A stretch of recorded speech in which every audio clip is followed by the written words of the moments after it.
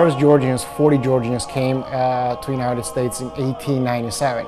So those were the 40 horsemen who came to California. I'm not sure about which town was it, as an exchange program between Russian Empire and the United States of America. The Americans sent to Russian Empire some cowboys, as much as I know, and the Russians sent here 40 Georgian horsemen and some Cossacks in California. And the 7 Georgians actually stayed here, and the rest of them, as they fell in love with American women, they created families, and the rest of them they went back to Georgia. This was like a first seed of Georgian immigration, but it was not really way. Long before the birth of Hollywood, its land, people, and spirit were already the stuff of legend. Georgia, the 5,000-year-old country, rises from the Black Sea into the Caucasus and brings with it stories both ancient and modern. Home of the Golden Fleece, breadbasket of empires, its sons and daughters proudly contribute to life here in the U.S. The Georgian community, now on World in America. Vasily Rukadze and Mirab Abdeladze are among the thousands of Georgians now living across the United States. They explain the 3 periods in history that have brought Georgians to American shores. First tide was in 1920-21 when Russia first time occupied Soviet Russia occupied Georgia. The Russian Empire collapsed, Georgia regained its independence and stayed independent for 3-4 years, and then was occupied again, this time by Bolshevik Russia. So this was the time when most of the Georgian immigration came here. And many Georgian intellectual people left Georgia and came into Europe and United States. The people who were part of the independent Georgians, Democratic Georgian Republic's government, the people who fought in Georgian military, and they faced the execution, the Bolshevik execution, so they had no any other choice but to leave the country. The next outflow occurred a generation later, during the Second World War. The second wave of Georgian immigration was much larger. Again, there is no exact data about it, how many thousands came, but approximately we can talk about probably 3,000–4,000 Georgians.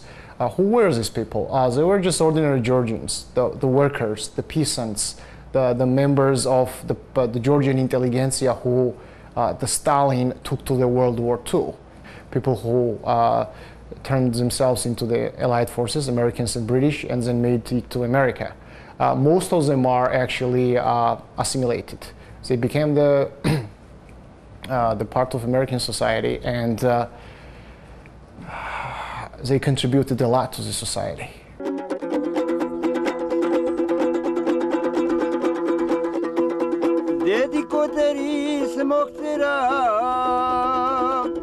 Every Georgian knows of the changuri.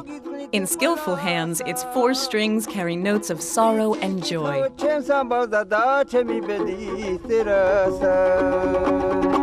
This man tells of a soldier who on a foreign battlefield writes a letter.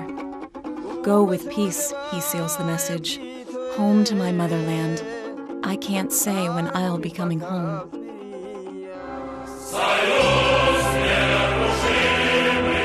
The collapse of the Soviet Union sent shocks around the world. For Georgians, it sparked the largest migration of all.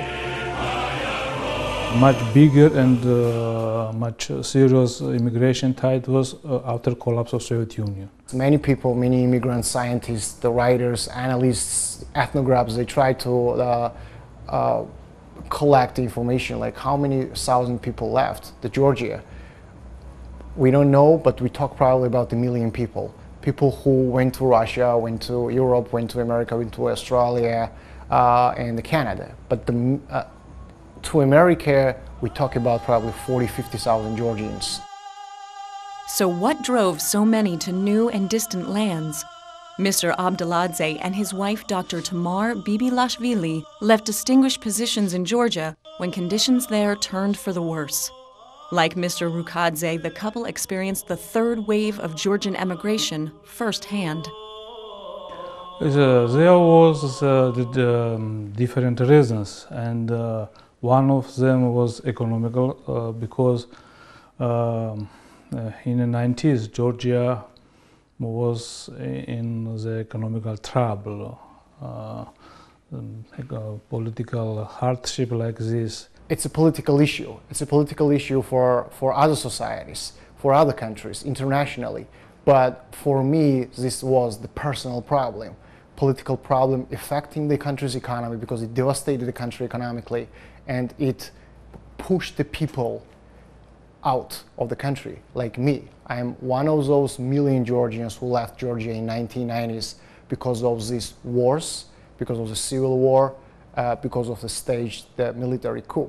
Many of my friends, they immigrated in the beginning of 90s, and every time they asked me to come here, but I resisted, because for Georgians, the immigration is the last thing. We have like a very hard economic time in Georgia, so the people were, even in our university, we have a lot of good jobs, good works, but we can't prove ourselves, we can't show ourselves, so we were going outside of Georgia and we were presenting where you have a lot of opportunity to do this. Like this country gives you a lot of opportunities. That was my problem also. I just could not survive anymore. I went to the university which I graduated from in summer of 1998. I did my joint degree in history and political science, my bachelor's degree.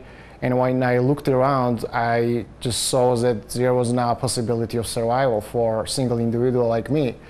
Because the government was so corrupt, the system was so corrupt, the post-communist system was so corrupt. Our problems were caused by the politics affecting economy, and the economy affecting our families, our personal lives.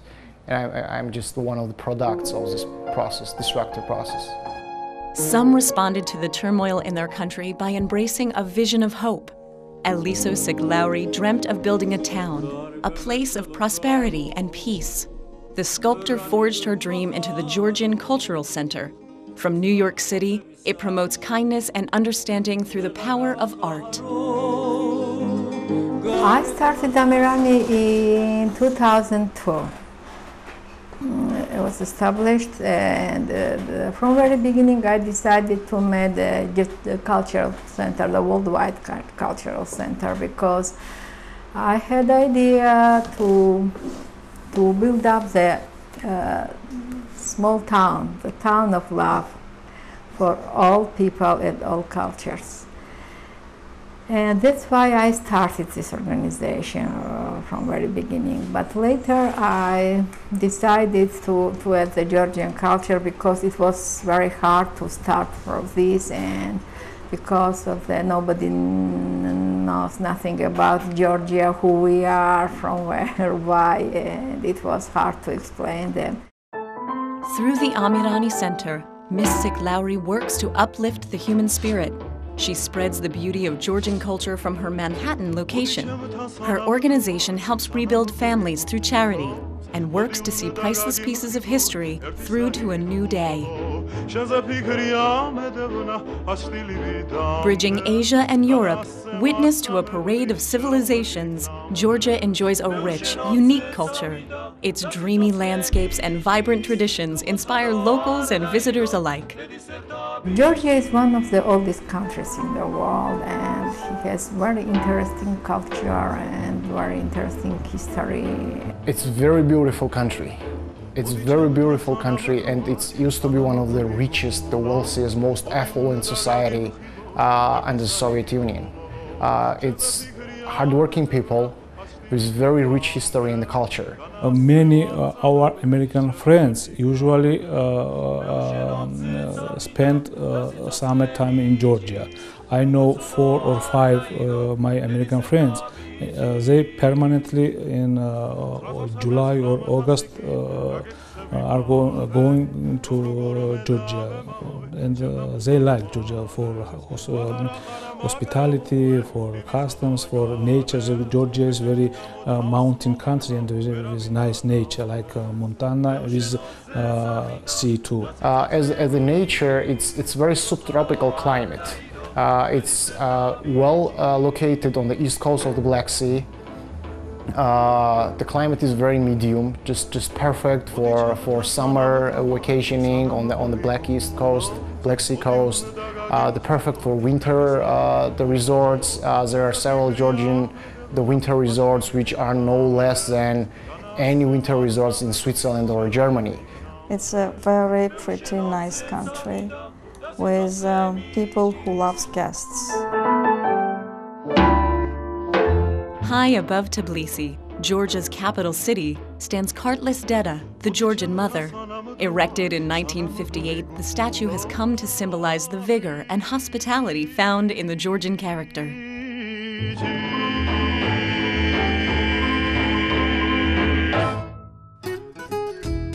It's said that few things please Georgians more than having guests to dinner.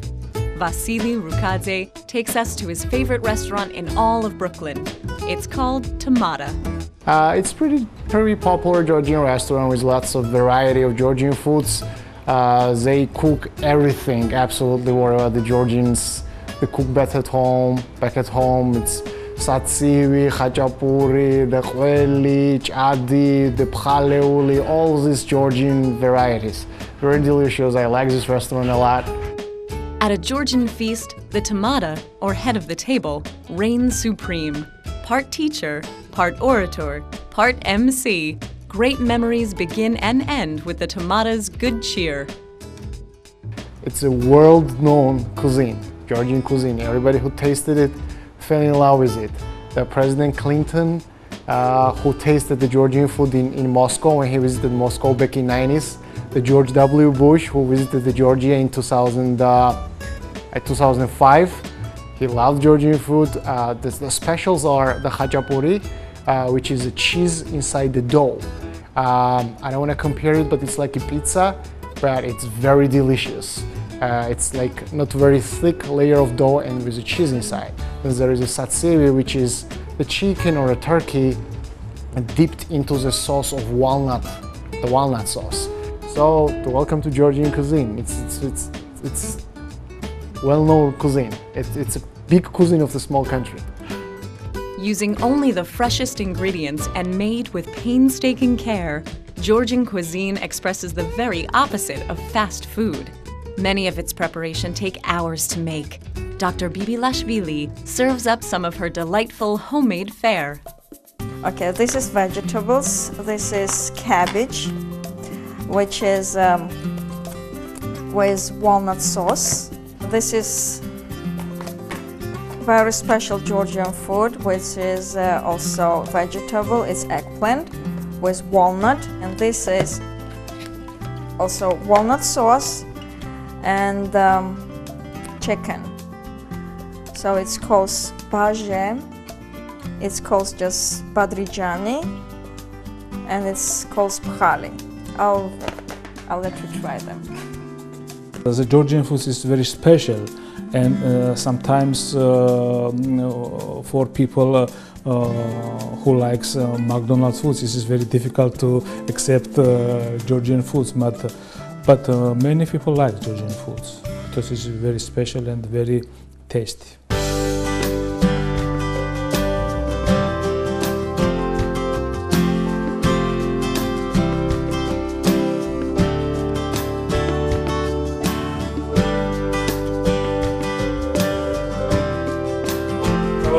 Hello.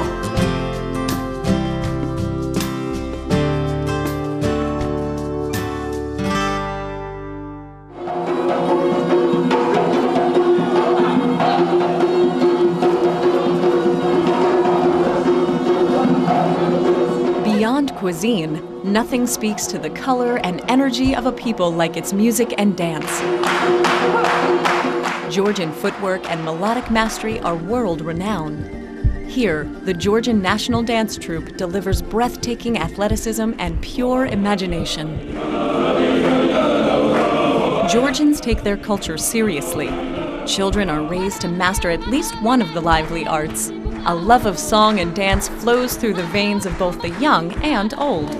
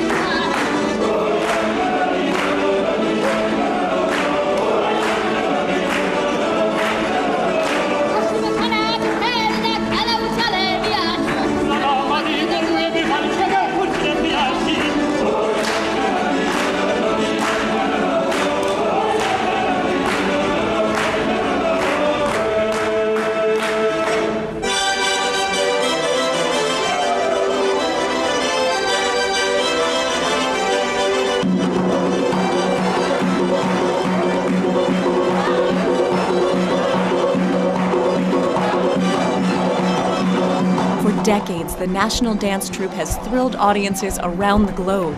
But this is no tourist show. The explosive choreography propels an undying legacy, one that belongs to all Georgians well into the future.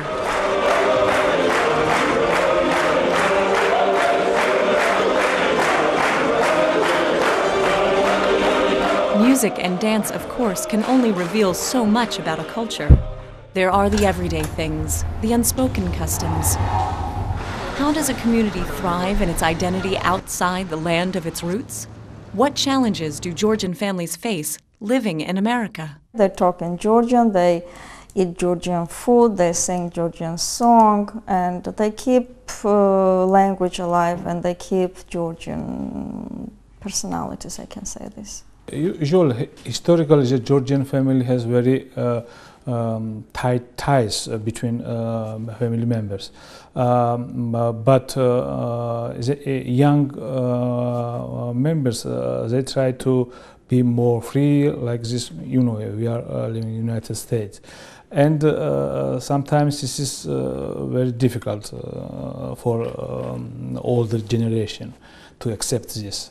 And another challenge is many Georgian kids hesitate to study Georgian language, and mostly they are speaking in English, and this is challenging in the family too, because old generation don't speak in English so well, and younger generation don't speak in Georgian. There are similarities along with differences. Georgia, for instance, is no stranger to ethnic diversity. Nevertheless, Mr. Abdeladze says he feels drawn to the broad patch quilt of American society. Both societies, multicultural society, but this is a little different. In the United States, you can become American after 5-6 years, and for everybody it's okay. For Georgia, because of Georgia was very close society before under Russian occupation, to accept foreigners beside of Georgian citizens, this is very difficult. Different nationalities, and all of them are Americans, and it's great. When you see the picture with one color, this is nothing interesting there. And picture only with many colors is looks like nice. So same is for society too. And 300 years ago, the American people understood, and they accept multicultural. They came to this country in search of opportunity. They love America's openness and feel proud to call her home. Overcoming many obstacles to realize their dreams, they embrace both the USA and a heritage that extends beyond the seas. Nobody really knew in Georgia what America was about. We all thought that we knew America, but nobody knew. Like I said, everything was from cassettes, video cassettes in the and whatever the people told us from America, from the phone calls, and they always said the exaggerated stories because people don't say that they are going through hardships. They say they have perfect lives. You know, they take pictures on the backgrounds of yachts and the Florida and the Miami Beach, and people say, hey, there is a heaven there, let's go there. But which is possible. In America, you can achieve everything, anything. You can become very successful individual, but we all know it does not come that easily. It does not come in 1 year, 2 years, and 5 years. It takes lots of discipline and hardship and hard work. Whatever you want, you can do here. You just need to work hard, and then you can do whatever you need, whatever you want, really want. You can show yourself. As an immigrant, I honestly didn't plan anything like that. I was not planning to stay in America. All I wanted was to get education and go back to my country. And then after 3-4 years, I have noticed that I had some kind of division within myself. Like I was like a little bit divided, where I really wanted to be, where I belonged. Because after you live 7, 8, 9 years in a country, you are adjusted to that country, and besides that, I fell in love with America. I love this country, and it's like that's what you asked me. I think that's the question of my everyday life, and about which I think all the time. And I don't know how it's gonna be. It's probably everything depends how things will go. I don't exclude that I will go back to Georgia, but most probably I will stay because I really love this country. We leave you now with more of the Georgian National Dance Troupe on World in America.